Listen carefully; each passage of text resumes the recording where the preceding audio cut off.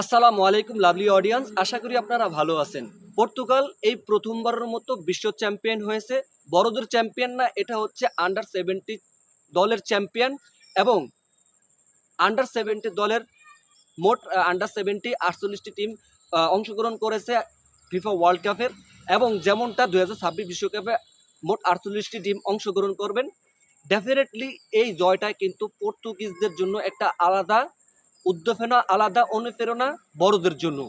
তো দেখেন, তারা কিন্তু চ্যাম্পিয়নশিপের ফাইনালে তারা চ্যাম্পিয়ন করে এই প্রথমবারের মতো লিখিয়ে দিয়েছেন অস্ট্রিয়াকে হারিয়ে 1-0-তে তারা জিতে গেছেন। আনিসো কাবরেল তিনি গোটা টুর্নামেন্ট জুড়ে কিন্তু ভালো খেলছেন ভাই। তার গোলের অ্যাপ্রোচ ছিল ভিন্নতা এবং তার ইন্টেন্স ছিল ভিন্নতা। এবং তিনি পর্তুগিজের একজন তারকা হয়ে উঠবেন আগে পরে। আনিসো কাবরেলের মোট 60টি গোল দিয়েছেন গোটা টুর্নামেন্ট জুড়ে। গতকালকে তার সেই গোলেই তারা এগিয়ে গেছে এবং সেই গোলই ধরে রেখেছে। 32 মিনিটের আগামাত্রায় তারা সেই গোলটাকে ধরে রেখে তারা বিশ্ব চ্যাম্পিয়ন হয়েছে আন্ডার 70। কনগ্রাচুলেশনস পর্তুগিজদের জন্য। তো দেখেন, এই অনুপ্রেরণাটা বড়দের উপরে আনবে ভাই। দেখেন, আমি কিন্তু অ্যাজ এ আর্জেন্টিনার ফ্যান হিসেবে কিন্তু আমি এবং CR7 খেলাগুলো ভালো লাগে বিদয়ী তাকে আমি সাপোর্ট করি। দ্যাটস হচ্ছে আগামী 2026 বিশ্বকাপ CR7 দলটা যেন জিতে ডিজার্ভ করে। কারণ CR7 ক্রিস্টিয়ানো রোনাল্ডো 2006 সালে জার্মানিতে খেলা হয়, সেইবারও তিনি ফ্লপ করেছেন এবং চেষ্টা করেছেন দলগতভাবে, কিন্তু চেষ্টা করার পরও তার ফল আসে নাই। দেন 2011 সালে আফ্রিকা মহাদেশে কিন্তু খেলা হয়েছে, শেষ পর্যন্ত তারা ফ্লপ। দেন 2014-তে ব্রাজিলেতে খেলা হয়েছে, তাও ফ্লপ।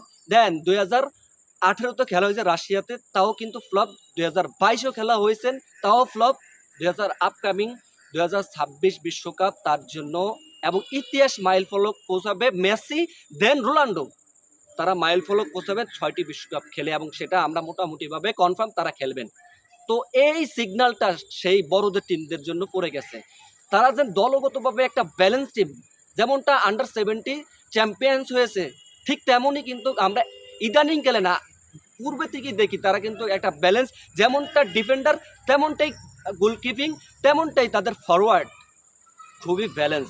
এই ব্যালেন্স টিমটা যদি বজায় রাখতে পারে, আগামী 2026 বিশ্বকাপ ডিজার্ভ করে CR7-এরই, এবং CR7 যেন পায় সেই আশাবাদী আমরা রয়েছি। ম্যাচটা যেন তাদের জন্য তাদের ফেভারে আসে।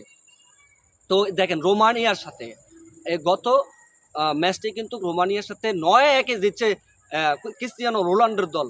হয়তো ক্রিস্টিয়ানো রোনাল্ডোর দল লিগে কিন্তু একটা লাল কার্ড খেয়েছে, সেই জন্য সে নামতে পারেনি, সেটা তার জন্য নিষেধাজ্ঞা জারি ছিল।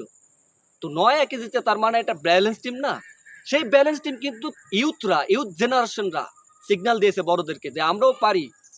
সেটা চ্যাম্পিয়ন্স হয়েছে প্রথমবারের মতো, এবং প্রথমবারের মতো যেন বড় টিম চ্যাম্পিয়ন্স হয় সেটাও আমরা কামনা করি। তো গতকালকে আনিসো কাবরেলের 1-0-তে এগিয়ে যায় 32 মিনিটের আগামাতে, সেই গোলটা কিন্তু একটা অন্যরকম মাইল ফলক ছিল।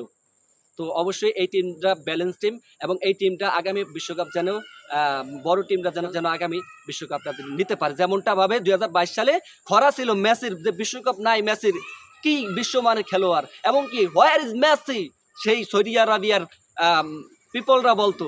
কিন্তু Messi, where is Messi, Messi is here, Messi এইখানে আছে, মেসি সব জায়গাতে আছে, মেসি ইজ ওয়ার্ল্ড, ফুল ওয়ার্ল্ডে সে বিশ্ব খ্যাত হয়েছে এবং মেসি বিশ্বকাপ জয় হয়েছে। তেমনই হোয়ার ইজ ক্রিস্টিয়ানো রোনাল্ডো, সেটা যেন না হয়, এবং ক্রিস্টিয়ানো রোনাল্ডো যেন 2026 বিশ্বকাপ জিতে অ্যাজ এ আর্জেন্টিনা ফ্যান হিসেবে আমরা চাই।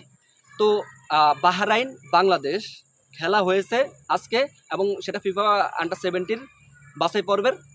তো এই কন্টেন্টটা আসবে, বাংলাদেশ 2-1 জিতছে। তো এই কন্টেন্টটা অবশ্যই আপনাদেরকে দিয়ে দিব। অবশ্যই আমাদের নিত্য নতুন স্পোর্টস রিলেটেড ভিডিও পেতে হলে আমাদের এই চ্যানেলটি সাবস্ক্রাইব করে পাশে থাকবেন। That's all.